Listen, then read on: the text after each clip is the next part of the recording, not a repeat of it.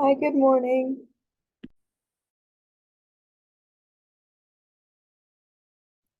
Good morning. How do you pronounce your last name? That's so pretty. Um, Most of the time I just say Villatoro because it's easier for other people, but the way I guess you would are supposed to is Villatoro. But That's pretty. thank you. I've never seen that name before, so I was like, huh. Thank you.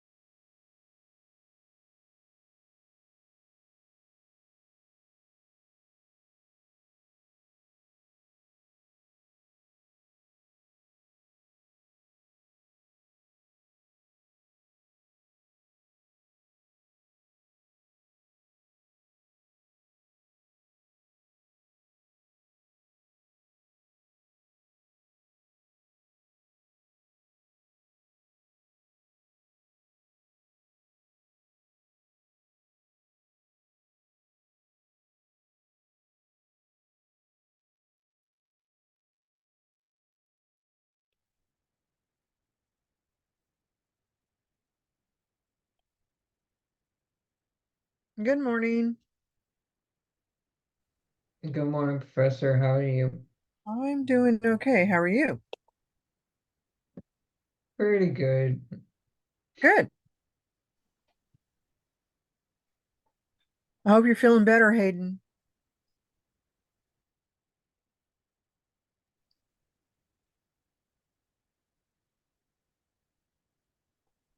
How you doing, Dr. G?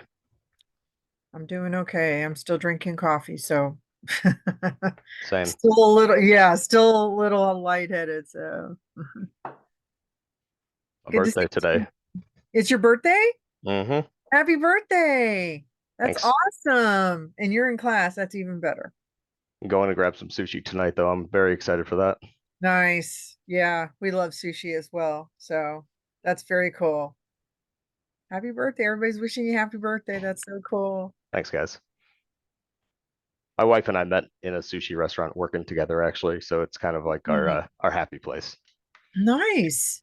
That's a nice story. Mhm.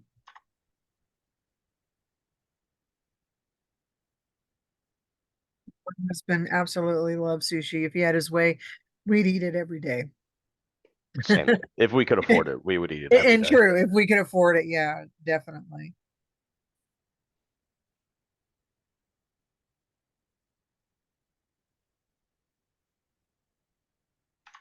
You told your mom the same what, Mel? Happy birthday?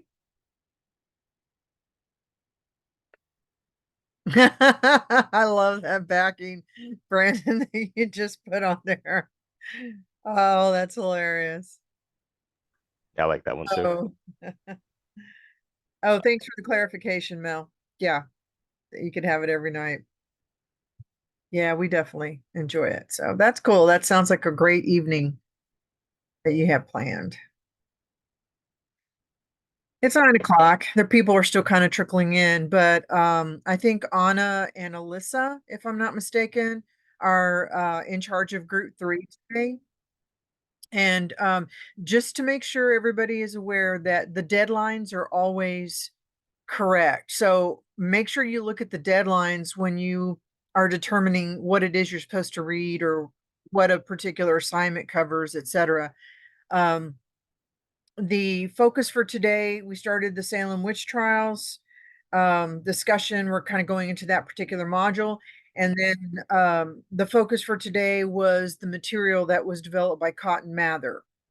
Okay, so we will be reading other material from Samuel Sewell and Dia Dot Lawson, but that's for next week. So there's a few, pieces that we're going to read. We're obviously not doing a thorough focus on the Salem witch trials because we could spend an entire semester. That could be the focus for an entire semester for a class, and we have to move on to other eras, if you are, other areas of focus.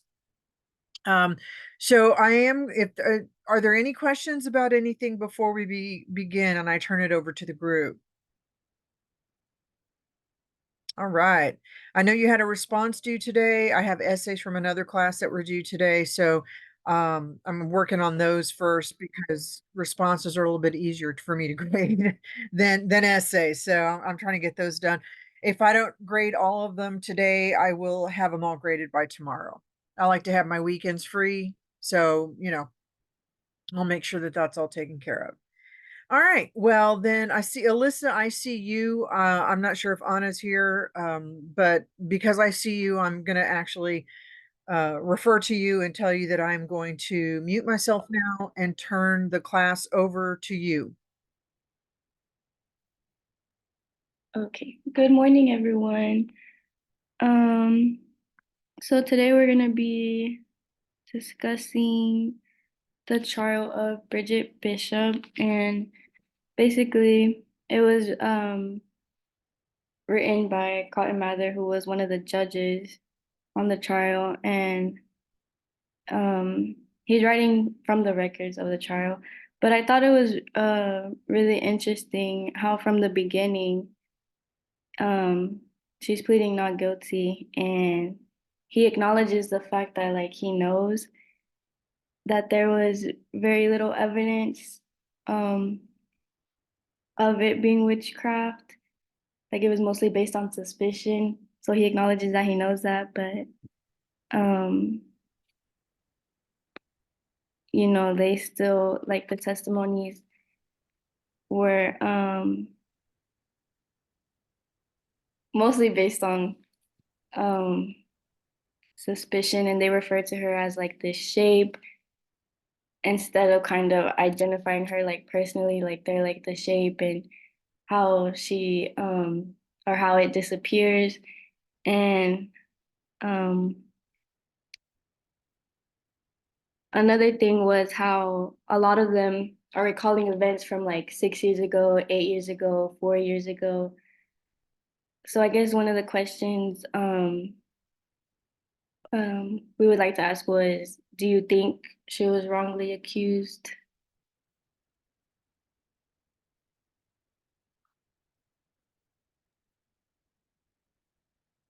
Melanie, go ahead. Hello. Definitely, in reading that, I was one of my main questions I read about in my personal response was like, or my main thoughts going through it was, I wonder how long these girls were being watched or targeted before this hysteria broke out because it seemed like, I mean, witch hunt comes from this time, so I was just like, this is egregious, this is outrageous. It like especially the parts where they said like she was coming to them and shape shifting. I was like, this sounds like a bunch of dirty old men to me. But so yeah, no, I thought that it sounded pretty convenient that these girls with not a lot of power in their society were somehow shape shifting and able to pick people up off the ground and throw them like rag dolls and all this. Yeah, it was definitely it seemed like they molded the narrative to fit what they needed to in order to accomplish what they wanted to accomplish, which was villainizing these girls. No, yeah, definitely. And a lot of their stories were very like similar, so it seems like it was kind of like rehearsed in a way. Um, Hmm. Julio, go ahead. Yeah, I think Melanie was right. I don't know necessarily if it was like targeted or like they planned, for the hysteria, but I think in a small town, these people are aware of there's always the outliers, there's people that just don't fit into the group, and I think that might have played a part in that, so I think they already knew who they didn't like, who they didn't want in there, so I don't think it was hard for them to say those things, make all that stuff up. No, yeah. And me and Anna had did some like more research, and it said how Bridget, I guess she was accused of not living like the typical like Puritan lifestyle. So, um, I guess like they were kind of, it seemed like in a way like they could be like targeting her. I think I saw Parker. Yeah, sorry about that. So y'all were talking about a lot of y'all were saying about how all this kind of happened because maybe some of the girls just didn't fit in and they just didn't want that, some of the people that were in this village to be a part of it because they didn't accept them. So as we read, you would read that there was a lot of counts of just witnesses or victims being bashed against different surfaces like walls or rocks, not just their body, but like their head specifically.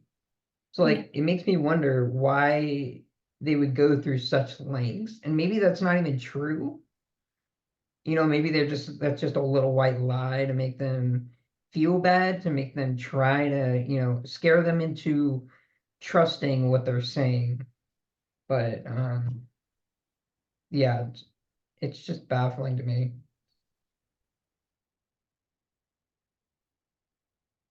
Um, no, yeah. Brendan, did you have a comment? Yeah, I had some technical difficulties a few minutes ago, so if this was already said, sorry, but I noticed like pretty obvious tons of sexism within the accusations themselves, where like not only is it's something that this person is doing that everybody else doesn't do, but I'm pretty sure I read something about independent widows being falsely accused just because it was a threat to societal norms. And you even see that to a much less extent, obviously. You still see that today, especially in politics and stuff like that, things that are typically male dominated. You still do see that to an extent. Yeah, that's very true. And I think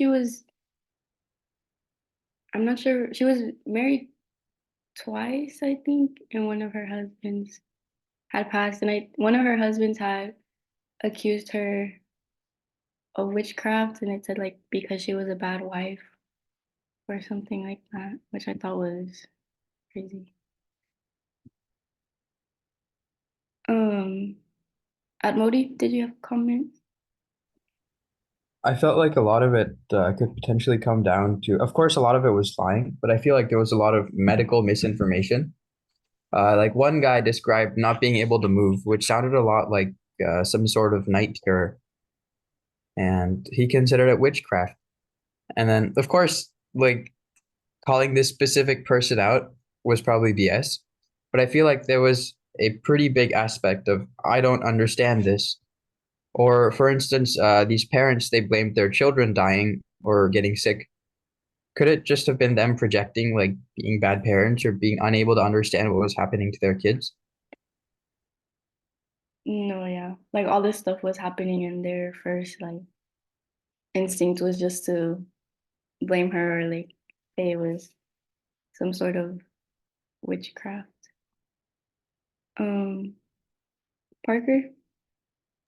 Yeah, so you were at Maudi, you were talking about you were trying to relate it more medically, and one thing that's always stuck in my mind is like research today, obviously, um scientific policies and technology back then, it was very scarce. And so they couldn't really do much besides go to their courthouse and have a court session or court hearing to deal with any situation at all whatsoever. And so thinking about it now, it's always been in the back of my head that the research today shows that everything that conspired through the Salem witch trials could have actually been due to some sort of plague within a certain breed of white rye bread.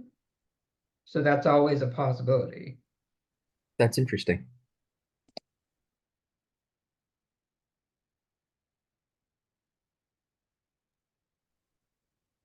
I want to piggyback on that real quick, talking about medical causes of the Salem witch trials. I was thinking it wasn't really until the last 10 years that mental health was taken seriously in our society.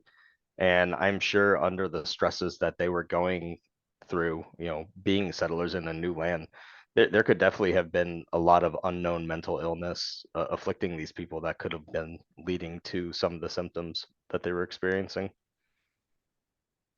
That's really interesting. I didn't think about it that way. Julio? Hi. Yeah, I also had heard, well, previously, like years ago or whatever, that it's called ergot poisoning, is what it's like a fungus that grows in rye bread. But I don't know, I feel like I've I've scoured the internet and I've read just like so many mixed views on it, that it was disproved, or some historians believe that caused all the strangeness that was happening, because it leads to convulsions, spasms, hallucinations, like something's crawling on your skin, it just causes erratic behavior. But I don't know, I feel like it's a tough thing to pin on all the witchcraft accusations, Yeah. And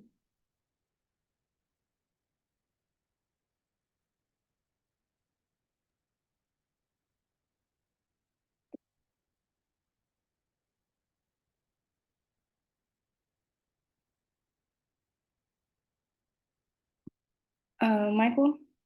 Sure. Yeah, I was just thinking that, that it seemed like in some way they were looking for kind of like answers. I mean, if you think about the situation, people were getting sick. They mentioned like, you know, when she came in contact with like, certain people, they would suddenly like their health would go down, and maybe that was just coincidental. But so, I mean, I think that, the judges and people like in those more prominent positions, maybe in their, their society were, people were like looking to them for answers or, or trying to find a way to explain like what was going on.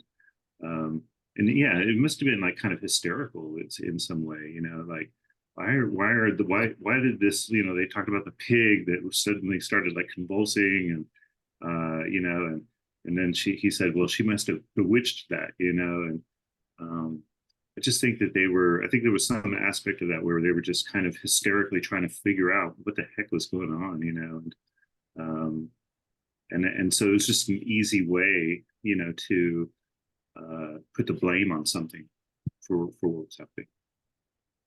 Yeah.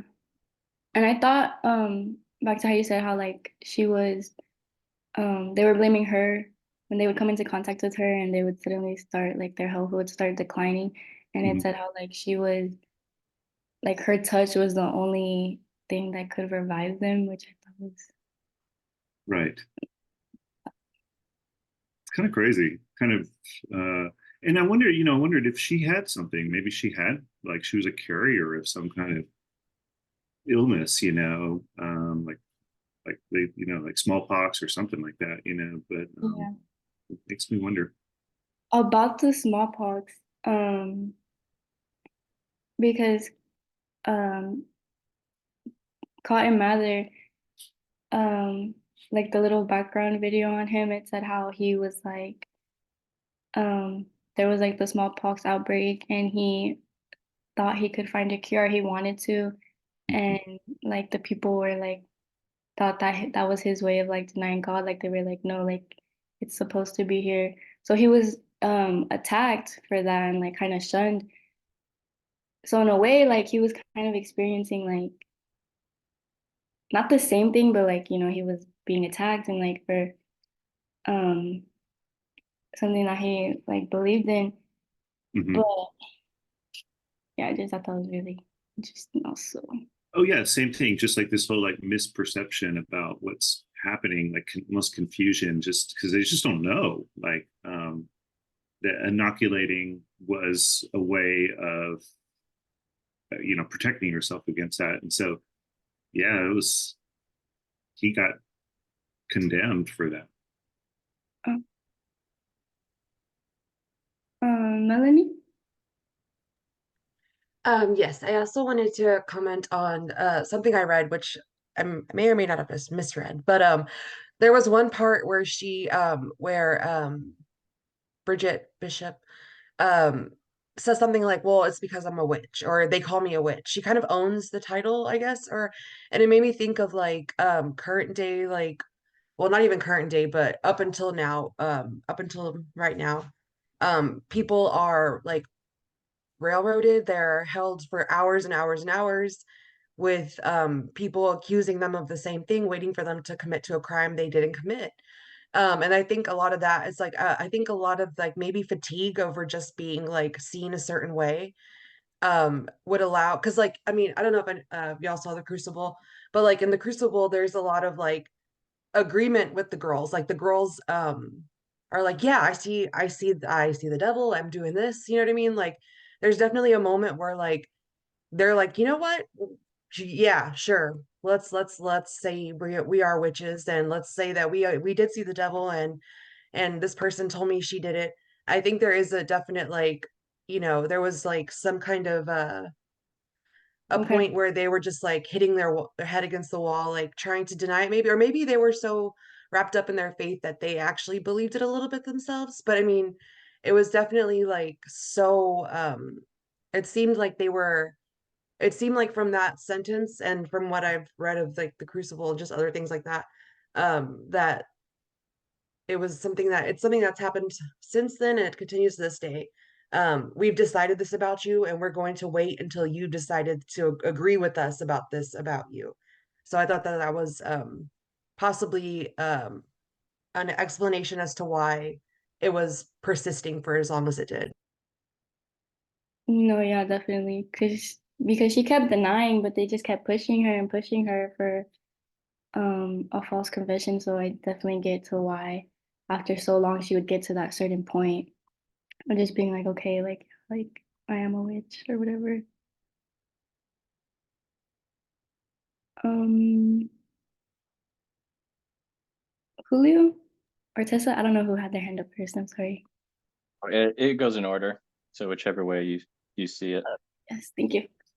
Yeah. But yeah, Melanie's right. I guess I hadn't thought about that, but then it also got me thinking about the conditions that they were being put in, you know, like where were they being held, not a lot of sleep, and then it made me think about the Richard Frethorn letters, you know, how bad conditions were there. I'm like, okay, how close were they, related? Yeah, But they were. Yeah, I think it said like I don't know if I read this that they might have been like because they were just waiting. The ones who were accused were um in a prison, like just waiting for their time, like in trial, I guess. But I don't know if it said like they were being. yeah, It's yeah, in they the were paper. just waiting for trial.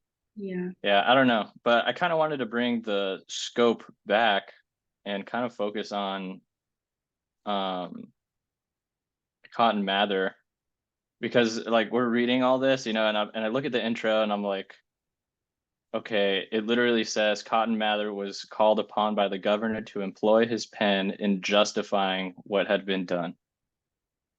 You know, Yeah. so and I'm starting to think, okay, how much of this, is opinion? And what was his Valid. job? He's got a lot of eyes on him. He's a minister. He's very accomplished. So everyone's has eyes on him. Yeah. So And he I might. think, yeah, I think they were expecting a certain outcome out of this, so I feel like he was basically giving the people what they want. Yeah, he felt pressure to give them what they wanted. It's also just success, once you achieve this, what's it called? I don't know. I'm blanking out on the word right now, but Status or something. yeah. Like once you achieve this status, you have to maintain it. Mhm. Yeah. So yeah, that's all I had to add. Thank you. Tessa? Hi. Yeah, I like going off of what Julio said, like maintaining that status. It kind of was reminding me of what I was thinking about when I was reading this, and basically like I was thinking about how unknown the whole world was to everyone. So everything must have been really scary to them.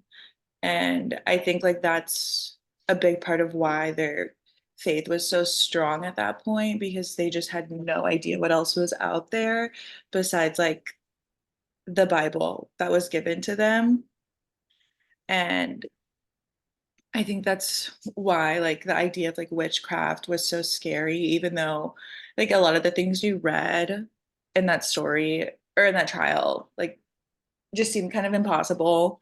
Like Bishop walking into the room and that guy's apple just like flying out of his hand, or like a weird looking man just like appearing, like a monkey chicken man like appearing in your room. Like that's just crazy. And so I don't know if there was like, I don't know if it was just like based upon fear, like, oh, maybe that might happen. So we should try to like knock it out of the park now. Or maybe they were just like so scared that they kind of like created these scenarios in their head, if that makes sense. I don't know. But Yeah. yeah, I think a lot of it like stemmed from just like fear, like because they had such a strong fear of God. And so like I think that anything that went against that really like triggered them and like triggered their fear of the unknown. Yeah, I think like they were so desperate for answers, and Yeah. they were just like, okay, like this is what it is, so they could like get that closure, I guess. Yeah. Yeah. That's kind of what I was thinking too.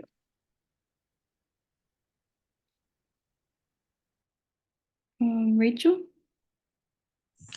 Yeah, kind of going off of just like the topic of Cotton Mather as like just being obviously such a significant person in the community. I definitely read like um I kind of read like his argument about like the trials kind of seeming just like God's plan to like, you know, purify and strengthen their community. Just like that whole concept of, you know, like divine providence and predestination, that didn't really surprise me. That was like kind of used as a explanation to kind of validate, you know, what was going on for them. And I think it makes sense. I mean, as terrible as it sounds, I think given like as silly as all the accusations were, it definitely just makes sense for the time. Because like religion was so and like faith was so incredibly, you know, significant to them. um I think it makes sense that they would, you know, truly believe that, not even just be terrible people, but just truly believe that this is all like God's plan and that this is just making us stronger as a community and this is what has to happen. It makes so much sense for the time and for like the people. But I wasn't surprised to kind of read about, you know, just like that whole concept of you know, well, this is what's supposed to happen. This is God's plan. This is how everything is supposed to go. This is really just that um, you know, everybody needs to be able to recognize, you know, demonic presence because that's what makes you stronger in your faith and you have to be able to resist evil, you know, just things like that. I think was very um I think a lot of that was just, you know, so that the community, I think that was why he was kind of chosen to represent as well, just because um I read a lot of his piece as like theological framework. It wasn't so much like just logical. It was really just very um you know, just the concept of, you know, the warfare between forces of good and evil and things like that. That was, you know, I think when you have somebody to speak for that who is rooted in religion and faith, I think that definitely, you know, that was their goal, and that's what they, you know, succeeded in doing by having him account for that. So that was definitely like a big thing that I noticed. I just think that that was very obvious, and I expected that, but it truly, I mean, it makes sense. And I hate to say it, but I feel like if I was a part of that time, I would also probably be like, oh yeah, like we need to be able to rely on our faith for this because this stuff is crazy, especially if you're a member of the community and you don't truly know what's going on because some of the accusations were so long ago. Because these people had so much authority and leadership, it makes sense that everybody would believe that. And as terrible as that sounds, I think that that's more realistic. Just that, you know, it makes sense that they would believe that.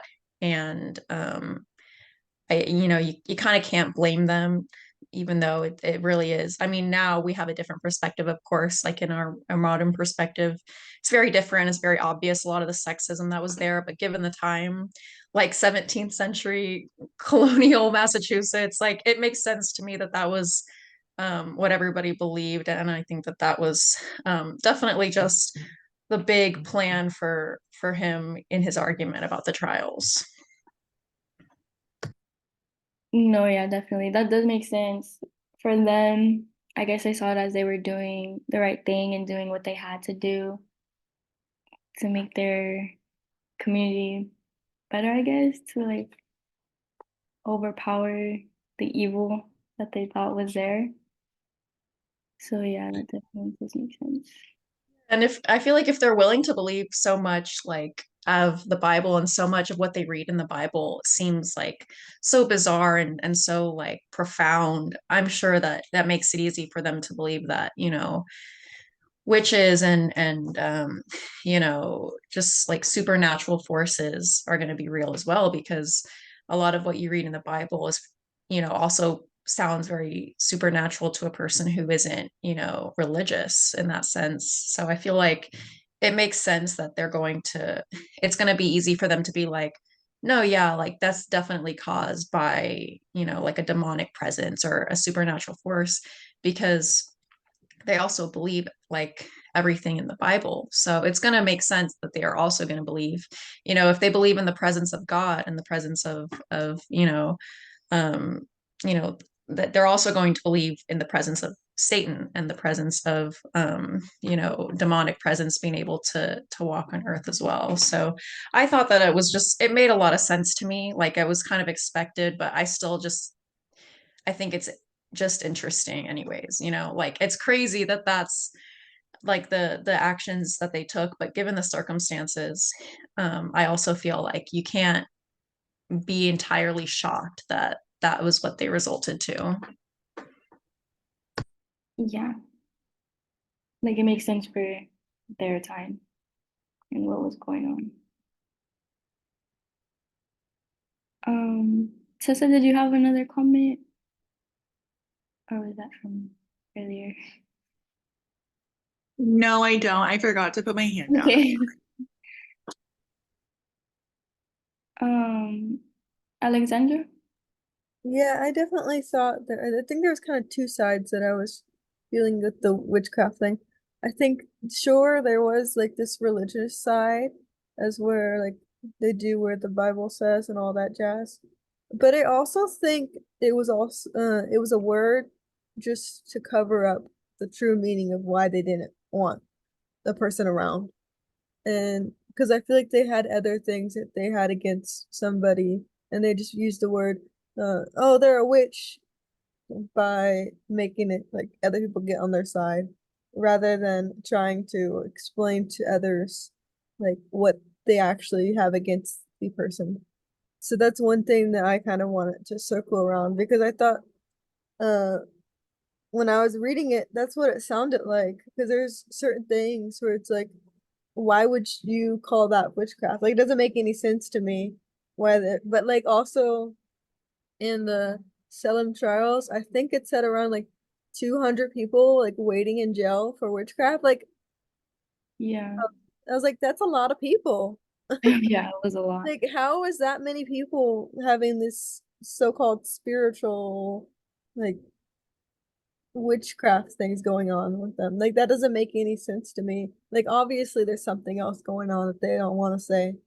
And yeah, it's definitely happened a long, long time ago, so we're obviously not gonna get the real answer of why they or decided to put the word, oh, you're a witch, and kind of like execute them for witchcraft. So we're not gonna know the real reason behind it.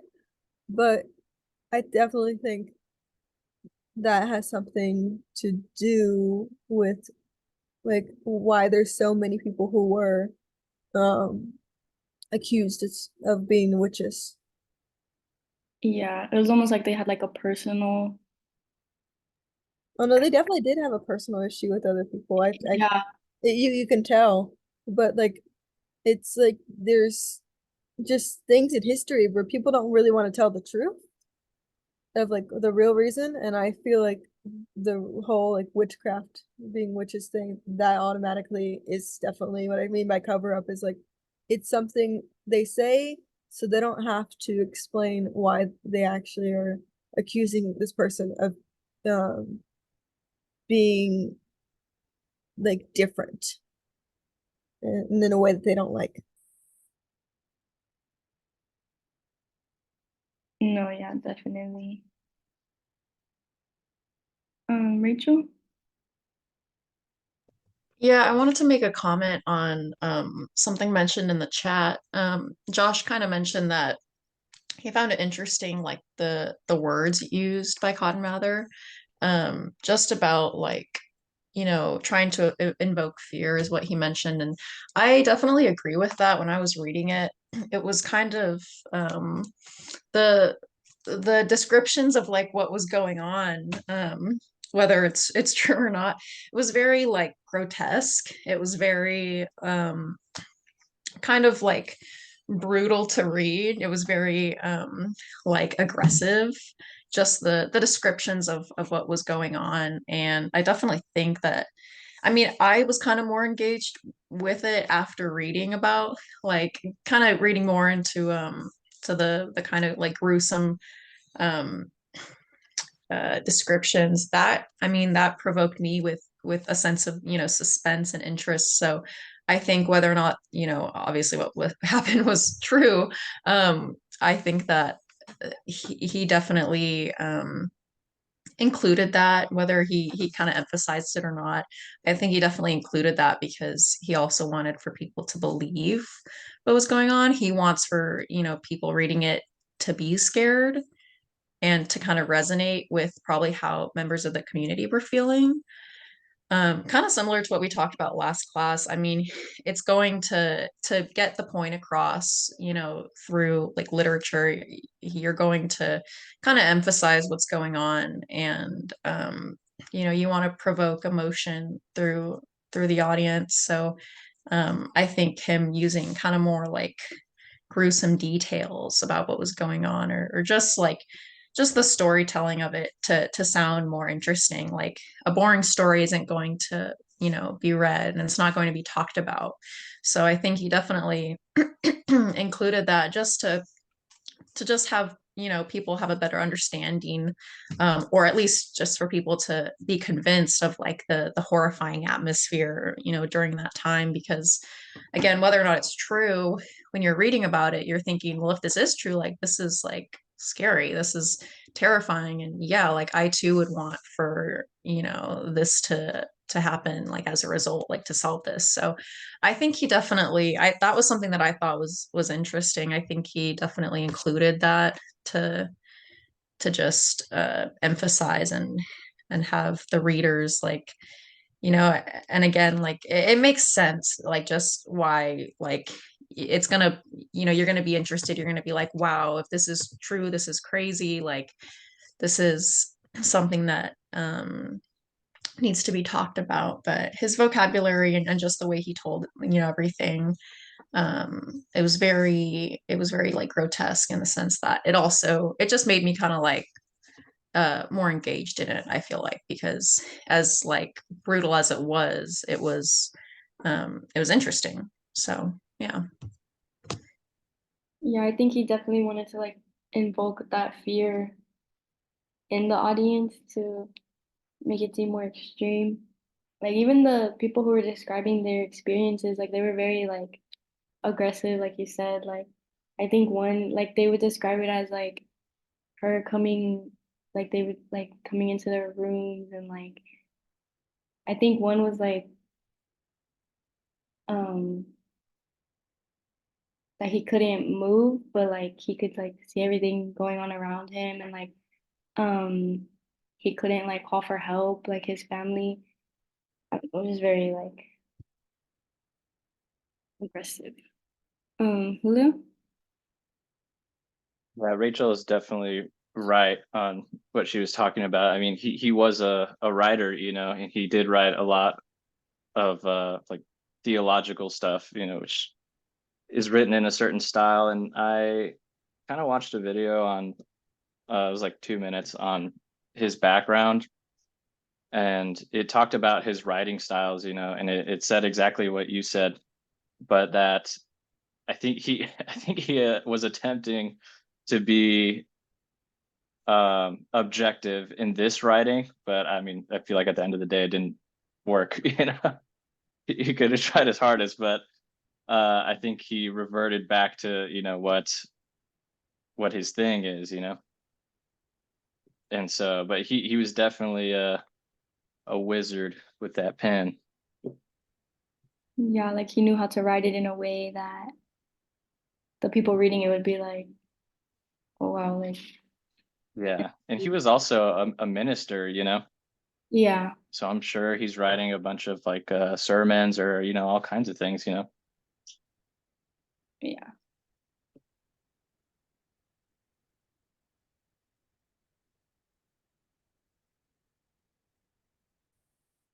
Alexander? Well, um, I just wanted to talk about what was like happening in the chat. There's so much people are saying that the testaments are dramatic. It's the 1600s in this story, I believe. Everything was dramatic at that time. So like I don't think there was any way that they could like not be dramatic because like literally they walk out the door and it's like, "Oh, you're different than so and so witchcraft." Like automatically they are dramatic. Though I guess that you could definitely tell in the readings that the way that they act is like it's kind of like what is this guy talking about? Like there's so many things from the past where it's just like what is he like what's he talking about? Like it just doesn't make any sense. Like with the other story with like the I don't remember, it was like the dog or something, the big creature that they thought was real. Like there's like I don't know, just a lot of exaggerating in all these old time stories, and I feel like that's something to like keep in mind is that like people weren't like they weren't thinking like we do now, where it's kind of like well, if something's going on with so and so, maybe they're going through something.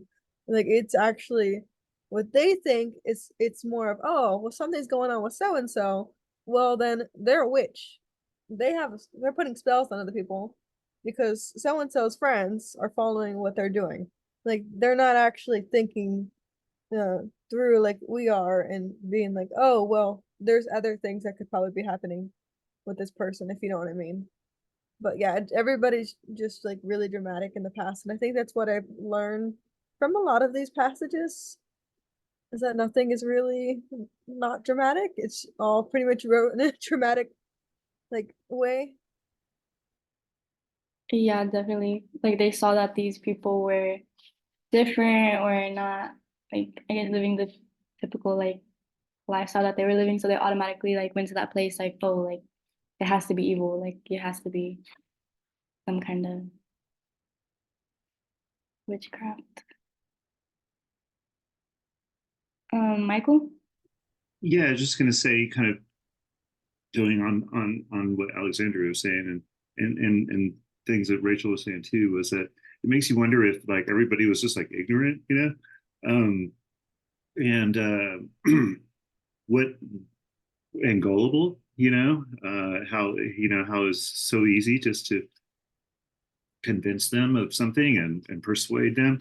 I did find, like, I mean, that the testimonies was like, I said it was dramatic. I thought it was also kind of entertaining in a way. It was real, like, like, oh, this is so crazy. It must, nobody could really make this stuff up. This has got to be real. Yeah, like I the mean, detail. I'm trying to, from their point of view. So, but I guess that, that the in this environment, there was not they were just not very well educated, so it was easy to sort of take advantage of people and get, and somebody said at the very beginning, to get this mob mentality kind of thing going. So but yeah, something was definitely different, that when you read this now, it's like, come on, I mean, this is like crazy. This doesn't, this is totally unbelievable. And by today's standards, it's like, so it's like, you know silly. So, but yeah, I thought it was almost like entertaining, almost like watching a movie, like the way that they described it. Yeah, because you're like, this is so crazy, like so like you said, like they had to believe it, like they weren't gonna. Right, like, you wouldn't make this up. It had to have happened. Yeah, and like Rachel was saying, it makes sense for their time, like that Mhm. they would believe that.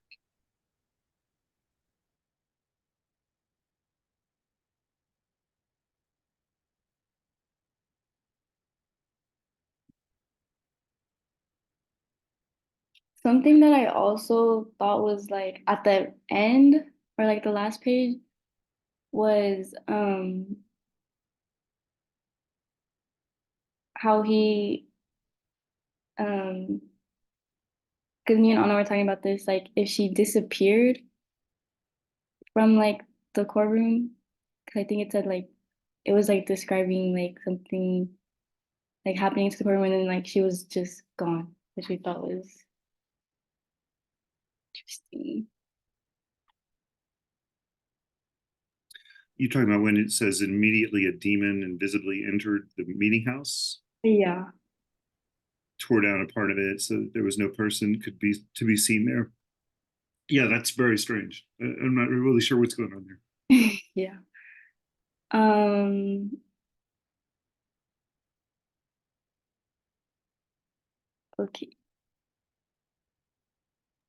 You can go ahead and switch with Anna.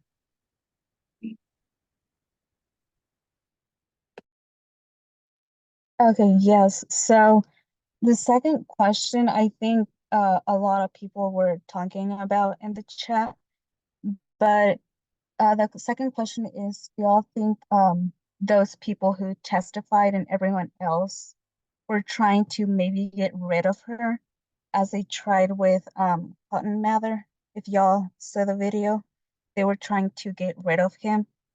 So do y'all think maybe the people were trying to get rid of her?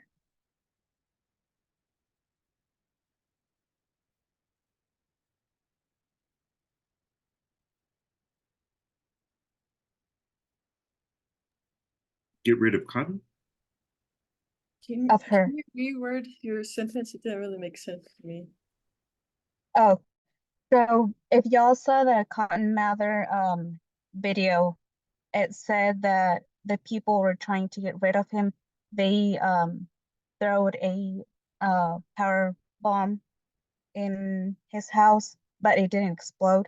So maybe that's what they wanted to do with Bridget, get rid of her. Because maybe she thought differently with everyone else.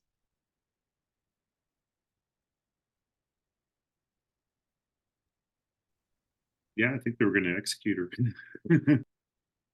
Yeah. Dr. G. I definitely think they were trying to get rid of her. While I like the reading that we, provided at Cotton Mather, that we just read, as you can see, then after the end of the Bridget section, there's a title that says the trial of, and it mentions another person. So this kind of thing goes on, but I just chose Bridget for you guys to read. There's really no background provided for us about Bridget in this particular reading, but she definitely was a woman who was I don't want to say like she yelled and so forth, but she was outspoken, and she didn't fit like several of you were talking about, not the role of women during the time period. She didn't fit that traditional mold, and so she was a threat. Think about it. If there's this certain patriarchal system that is occurring, we're talking about Puritans here, and the way the woman is supposed to act, this woman is not acting that way. That's just going to instill conflict. Some people would be afraid of that. It might also have been encouragement for other women, the way that she was standing up for herself. Other women might have followed in her direction, and that would have been threatening for the entire system. So I do think that she was signaled out for that and various other reasons. And someone in the chat a while back said something about, oh gosh, I just lost my train of thought. Uh oh, that everything that we see here is related to spectral evidence, which of course to nowadays hearsay is never allowed in court, right? There's no way hearsay would convict anyone. You have to have concrete evidence. someone was talking about the consequences. Did she, I think Marquis, it was you that you said, does she not know what the consequences are? Yeah, she did. If you were, Yeah, that was yeah, if you were accused of being a witch, it was well known to everybody. All you have to do is confess and you will not be executed. But Bridget chose not to confess. To the end, she said, I'm innocent. So the fact that she didn't turn and say, okay, I am, to save her life, says much about this woman. All right. Tituba, who was the indentured servant, slave, whatever you want to call her, to the parishes, was one of the first accused. And she definitely said, yes, I'm a witch. I'm sorry. I didn't mean to influence these girls. And her life was saved. But in this case, Bridget chose not to. So again, that definitely tells you the kind of person that she was. She would rather die than lie. So anyway, I just want to put that out there. Yes, I agree with that. Um, she didn't want to lie. She wanted to, say always the truth. And yeah, so maybe she was left out because I did some research and it said that, she would, um, didn't live a Puritan life. She would always be wearing black clothing. So maybe that's why. Melanie, did you have a comment or a question? Yeah, I I saw was your hand. oh yeah, yeah, sorry. I was just going to say like I mean, she definitely, not to say that she brought it upon herself, but there was definitely some sort of othering that occurred. Um, whether it was herself or maybe other people made decisions based on her behavior for her. But yeah, like unfortunately in these times, like any sign of difference or lack of deference to what everybody else was upholding was seen as, like you're either with us or you're against us. And what Cotton did was basically come in and clean up, well, do his best to kind of clean up. So like, that's why they're not humanizing these people. They're trying to give us the best, well, the best, but the best reasoning behind why they're no longer with us or why this even happened. And I also wanted to say about, like, the whole time I was reading about the law aspect of it, I'm somebody who watches a lot of Suits, and I just kept thinking like, this is nothing. There's nothing here. There's no law. I mean, the only thing that resembles law is the fact that they were sentenced to death, that's it. There's no law. So it actually made me want to go down a rabbit hole of like, um, when did we start having more of a strict adherence to what's real and what's fact or whatever. But yeah, it just definitely made me think she was othered in some way, and Dr. G basically said it as well. She was already standing out on her own, and anybody that stands out back then was fair game. And especially if you were a woman, like women have always got the worst end of the stick in religion, and this is just prime example, exhibit A here.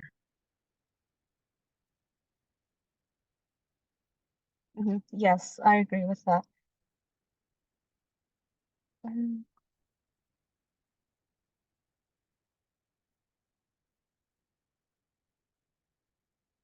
Dr. G.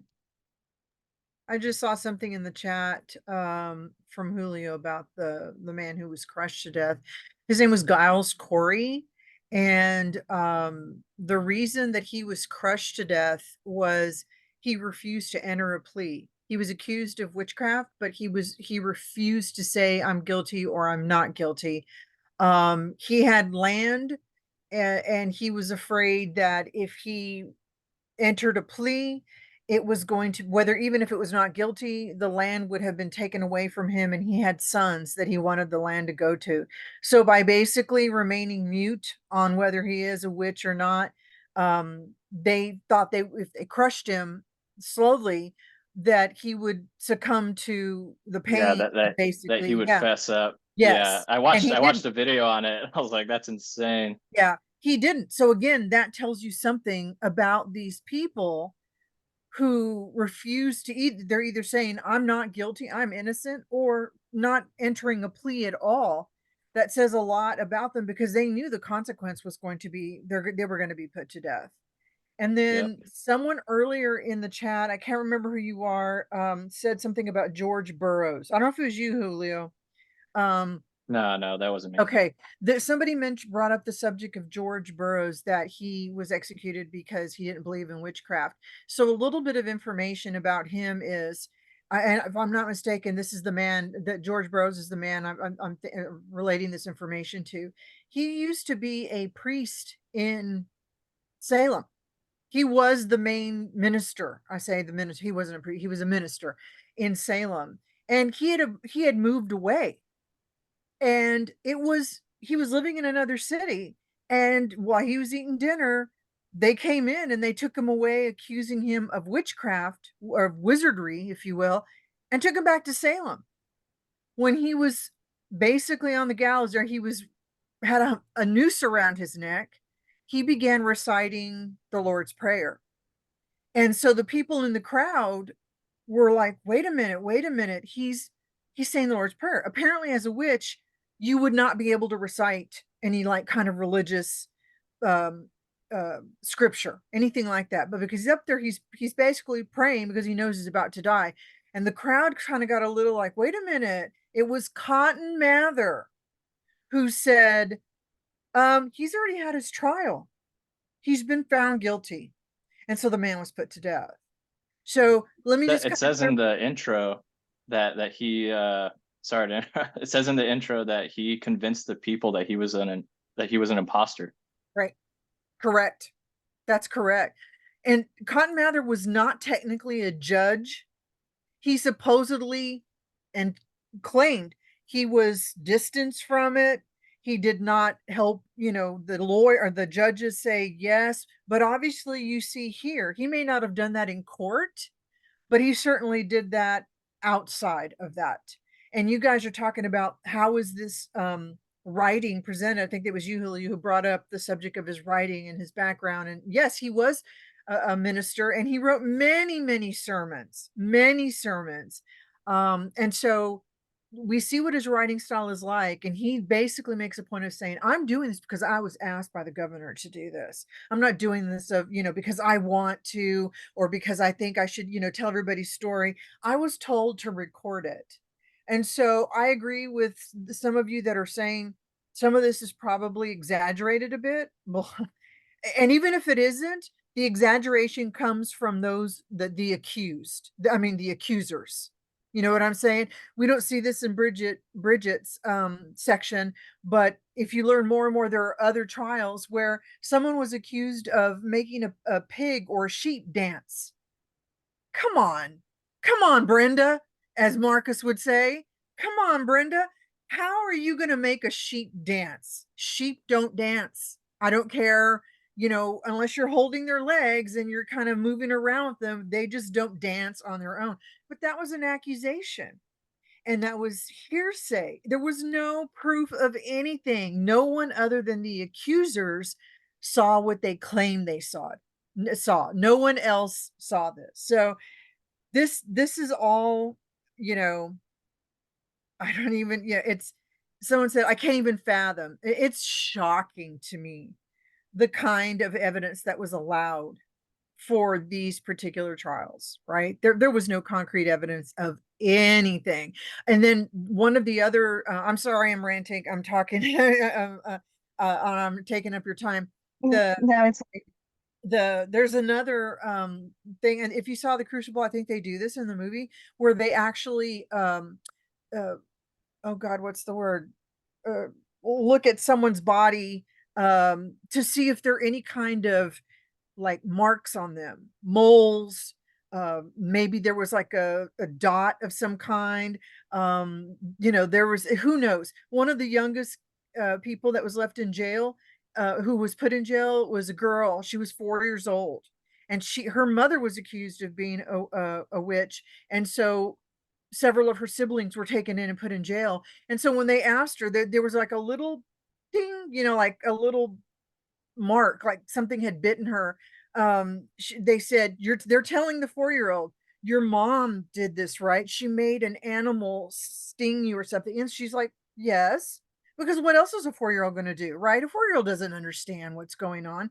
So, but they would inspect, that's the word I'm looking for, people's bodies, mainly women's bodies. And if there were any, they made them disrobe, become naked, and these judges looked at them. And if there were any kind of marks, like I said, a birthmark, a mole, you were a witch.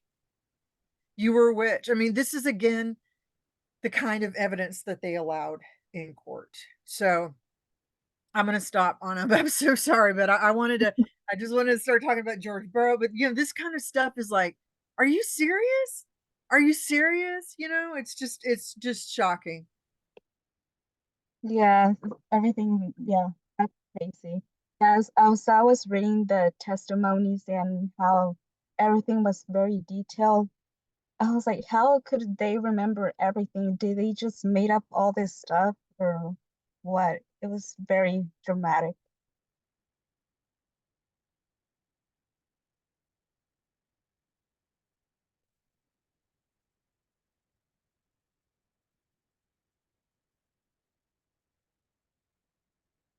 Oh, and at the end of what Dr. G was saying, that they would see if woman had any marks.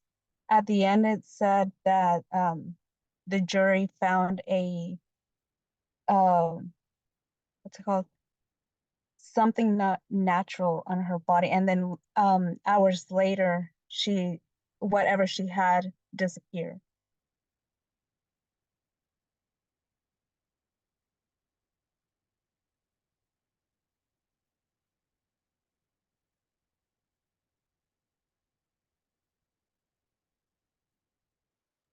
Yes, Michael. So I was just wondering, she was like married, right? I mean, what was her husband doing all this? Yes. Yeah, Yeah. that's why I wrote on my personal response. Was he even there, or I mean, what yeah, happened to him? Yeah. um, yeah, that, like, I mean, that would be terrible to see this happening to your wife, and then what Mhm. happens to him, I mean, he just has to deal with it, I guess. It's just not fair. He could simply say, I wasn't aware. I had no idea. And of course they would believe him. He's a man. And we're talking about a 1600s here. That's why I'm saying it that way. He Right, was a right. man. He was the head of the household, and they would have totally believed him. I don't know if he was there. Was he in the courtroom? Was he by, did he go to the, where they hung everybody and saw his wife die? That I'm not Right. sure. Yes, Alexandra. I know we're just talking about him and how, like, Dr. Deere saying that he'd be understood because he's a man, more than a woman.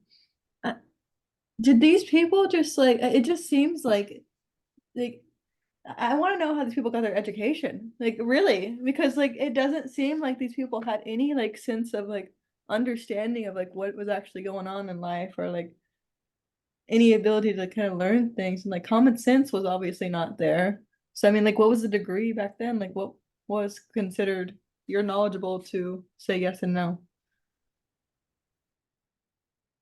Yes. Dr. G. Yeah, during the time, and people are putting this in the chat, during the time, there wouldn't necessarily have been formal education, although some of the judges were educated and were theologians. And I think, someone asked in the chat, oh, calm down, calm down, calm down. Someone asked in the chat earlier something about um, lawyers. And I said, there really weren't. Nathaniel Hawthorne's great grandfather was the Hawthorne that is mentioned when you read anything about the Salem witch trials. He was considered a lawyer, but he was more of a judge, if you will. And so, it just, during the time, especially women, they wouldn't have been educated, they would have not gone to university or anything like that. So That, and that to me is also like common sense. Come on now. Of course, we're looking at it in 2024, right? We can look back and go, oh my God, how crazy is this? It's so silly. It was common sense. But so I think Julio and some others were talking about fear. Fear was a very powerful weapon during the time. And the idea that the Bible was the main source of education for them, and they believed in the devil as well. It's easy, especially for a minister, to say something about the devil is in our community, and these are his agents. These are the people who are trying to sway you and trying to create spells or whatever and affect you in negative ways. And fear, if you're kind of like that, how does mob mentality work? You get so up in this idea of something that you look back and think, wow, and I would have never done that if it had just been me by myself.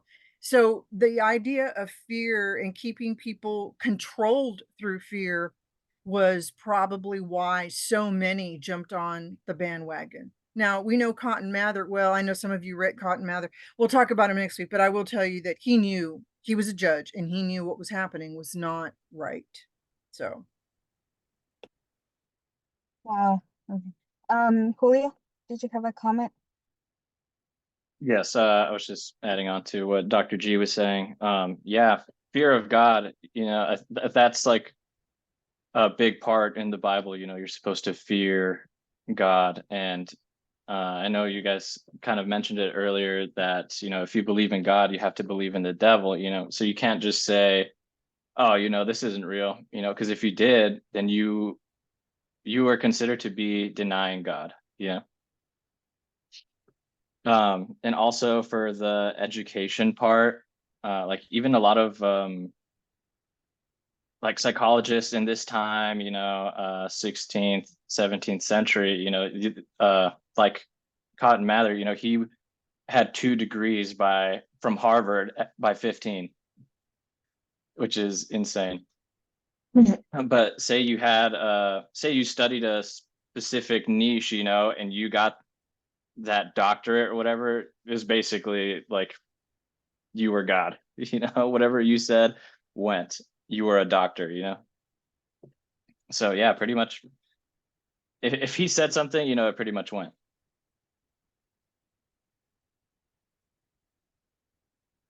Yeah, so pretty much whatever he said, people would believe him. I agree with that. Yeah. And it's funny, I mean, we're over here backseat driving, hindsight's 2020. But yet I feel like with the whole pandemic, it's like everything that we saw and looked at wasn't that far fetched from what we're reading, really. It's kind of scary, I guess. These things are still relevant today. Yes, I agree.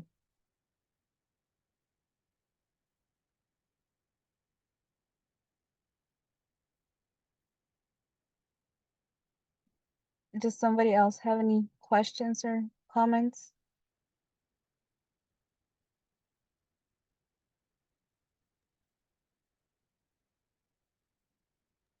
you have another question? No, we just had those 2.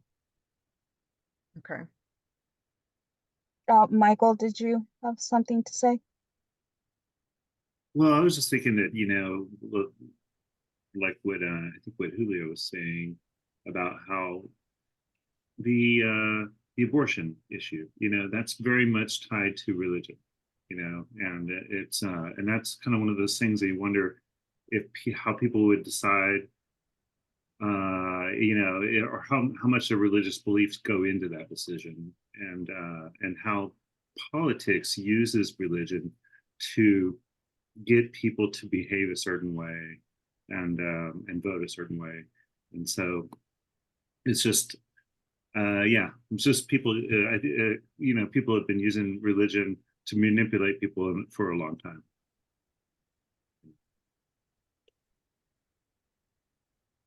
But anyway, I consider myself a progressive, a liberal. Real, get out of here. Let's get it. Yeah, evil, evil. People. You're perfect, Michael.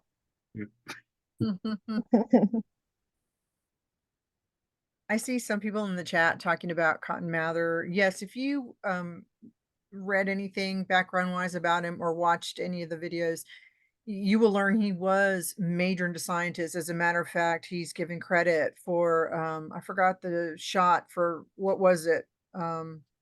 Somebody put it in the chat. He was very, very interested in science. I mean, very impressively so.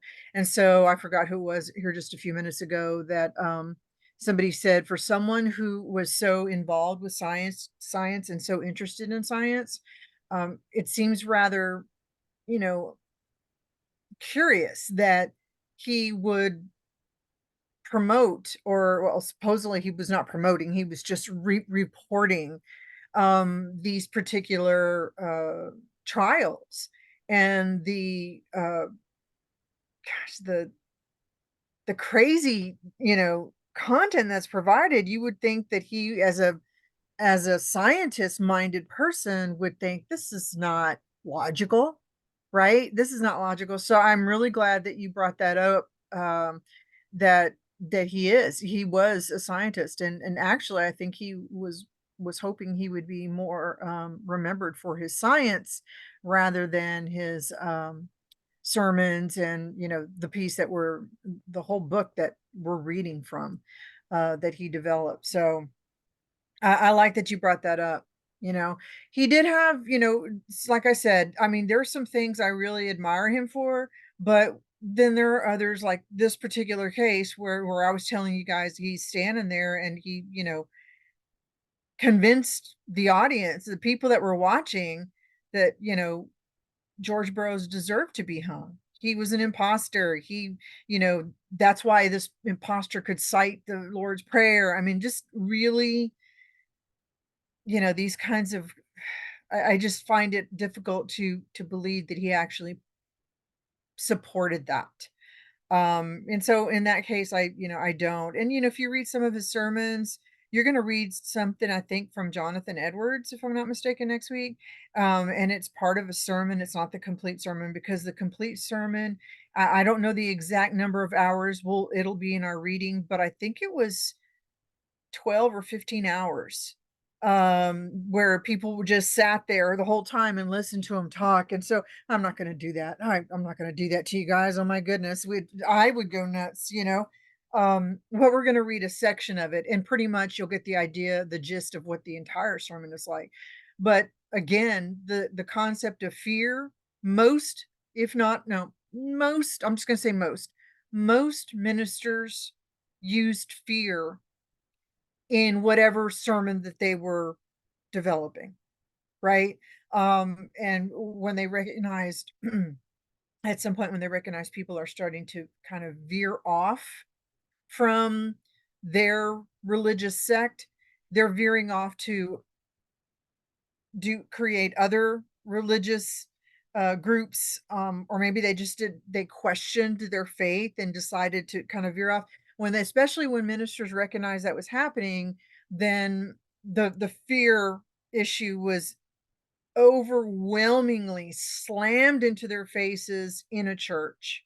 And again, we're talking about a time when people relied on religion, respected religion, embraced religion, and truly believed what the minister was saying, because he was an agent of God.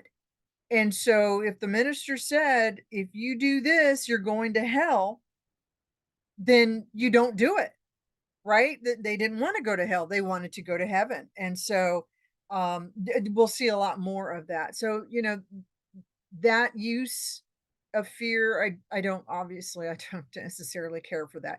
But as you guys are making out in the chat, this still happens today. Fear is still used today, especially in connection to religion, right? I mean, it's something that, depending on what your religion is, and where you attend, if you attend any kind of spiritual location, then it depends on how that is actually portrayed. But that's still something that happens today. Alyssa. I just wanted to ask, going back to what you said about how Cotton Mather had he was like saying how he was an imposter. What type of like was he a judge at that time, or like what type of authority did he have? Like, He didn't have any authority. so they He were just was like, not a judge. Cotton Mather was not one of the judges. He was not. He was there to kind of supervise, and it's not in any kind of official capacity. Well, the governor asked him to um, develop this book that part, like I said, that we're reading from, that detailed all the trials. So there would be record of it. Okay. But so he was there to kind of observe and record what was being said during the trials and so forth. And that's it. That was it. He really didn't have any authority of, or even should not have had any authority or anything about what was going to happen or what should happen. I think he was just like supportive of the judge's decisions, and just one more man of a man of letters, a man of education, supporting all these other judges who all did have formal education. He was supporting them, and just having one other man of letters support the others was like a bonus, if you will. But he didn't have any, he technically did not have any official ruling on any of the accused. He just, and he went to watch, watching people be hanged. That was something that most people went and watched. It was, I know it sounds sickening to think that you want to go watch somebody being hanged, but that was definitely a popular, not everybody did, but it was definitely a popular um event, that if someone was being hung, people would go watch. And he went to observe everyone that was being hung. And then, like I said, when it came to George Burroughs, who was reciting the Lord's Prayer, which was, according to them, proof that they were not a witch, that's when he jumped in and said, wait a minute, wait a minute. He was put on trial. He was convicted. This man is obviously not the George Burroughs. He's an imposter, whatever comments he provided, and kind of caused the audience to kind of calm down, because they were saying he shouldn't be hung. They immediately, as soon as he started praying, they were saying he shouldn't be hung. He's reciting the Lord's Prayer. And Cotton Mather was the one that kind of, oh, wait, wait, wait, wait. And so, in essence, he shouldn't have had any kind of influence, but he did. He did. So, yes, big observer. That's why I was putting, observer, because he obviously just didn't observe. He kind of helped push things along. And, but again, this is a time when they didn't have a judicial system. The governor decides, hey, we're going to establish this court so that these trials can occur. And it was just, I'm going to appoint you, and I'm going to appoint you. And if you read the backgrounds of some of the judges, some of them were theologians. They weren't qualified to be a judge. They were qualified as theologians, that they were ministers and that kind of thing. And so some of the people that he assigned to the court um, were not really qualified. But he decided to do this. Now, he was totally on board, the governor, with all of what was happening, until his wife was accused of being a witch. Then he said, whoa, time out. Let's look at this again. Let's relook this. Let's look at this again to see if this, then it became like, oh, wait a minute, right? Let's step back and look at what's going on here. Because obviously, his wife was not a witch. But then all of a sudden she's being accused. And so, yeah, that kind of changed how things look. Then after this particular trial, as I said in the chat, after this particular trial, there was a more, what we call, established, nothing like what we have today, but more of like an established rule of how this was going to work, how trials were going to work. In the Salem witch trials, none of the accused were allowed lawyers or allowed people to speak on their behalf. None. They requested to have people speak on their behalf, and they were denied to have people. So all they had was their word against whatever the accusers were saying. Julio, you have your hand up. Yeah, no, definitely agree with you. It's the corruption part of it, you know, or I guess the power trip part of it reminds me of like the Catholic Church, like in the Middle Ages, you know, they were handing out indulgences, basically saying, "Hey, you pay us, we'll absolve you of your sins." You know? Mhm. And you remind me when you said that, we're going to read into the 1800s. Herman Melville was one of those who wrote a short story about poking fun. It was kind of satire, poking fun of, it's called The Lightning Rod Man. And this lightning rod man, this man who's selling lightning rods, comes to this house, and it's pouring, it's thunderstorms and etc. And the long the short story of this story is, the man's trying to sell lightning rods to the homeowner because it's going to prevent storms from striking your house. And but then the whole time he's inside, he's going, "Oh, wait, stay away from the fireplace. Oh, wait, stay away from that location." And so soon, pretty much the homeowner eventually, shouts and yells at him and pushes him out of the house. But it was a satire piece on the fact that there were religious salesmen going door to door selling contracts that stated, if you paid X amount of dollars, you will go to heaven. So you received a contract ensuring your place in heaven. And we all know, we don't that's not how it works, obviously, right? Oh my gosh, we're out of time. I'm just talking. It's It's 10:20. insane. Oh my god, I'm so sorry. I could go on and on about all of this, right? It's like Obviously. people selling Bitcoin to older people. They're like, There you "Here's go. one There coin." you go. There you go. Taking advantage of people's fear and the not knowing, not fully being aware, that kind of thing. Mhm. I'll be So honest with you, I was just listening, so I had no idea. yeah, that was typical of the time. I would have said something if And I knew. quite honestly, any of the, I'm trying to think of some of the more popular religious individuals who said, I'm trying to think of the man in the past who said, if you send me $1,000, if you don't send me, this is what's going to happen. And we need our church and we need money, but if you don't send it to us, then we're not going to be able to preach, and then we won't be able to help you, blah blah blah. And people sent money. It's same kind of thing today. You know what I mean? They're just not going door to door. So anyway, I'm so sorry for going over. I did take class roster. I checked everyone so I know who was here and who wasn't. And keep up with our reading for next Tuesday. I love this class. I love, love, love this class. So I will see you then. Have a good weekend. Have a See you, good Doc. weekend. See you later. Thank you. Bye. Bye. Definitely nice Enjoy having your you. evening, Brandon. I will. I'm Thank you. sorry. I interrupted someone. It's definitely you're good. It's definitely nice having you as a professor again. Thank Honestly, you. I appreciate yeah. that. This semester is I'm taking psychology, so That's I gotta awesome. I'm like trying to like keep myself together. And I'm like, like on the inside, I'm like, but yeah, I'm Aiden, good point. Super Bowl Sunday this week. Super Bowl Sunday. You excited? Yes, I'm very excited. Can't It's gonna wait. I went a last weekend without football and I was like, oh my God. And then of course we won't have football for a while, but I think there's going to be some spring football that comes I up. think it goes by pretty fast. Like the season where there isn't football, it feels like it just goes by. Like literally, the end of the school year happens, and then it feels like it's already about to be the school season. So, Exactly. like, especially as a person who works in a school, it goes by so fast. Yes. The Yeah. summer did not take any time at Sure. all. Sure. Bye. Thanks. See you later. Thanks, Chloe. See ya.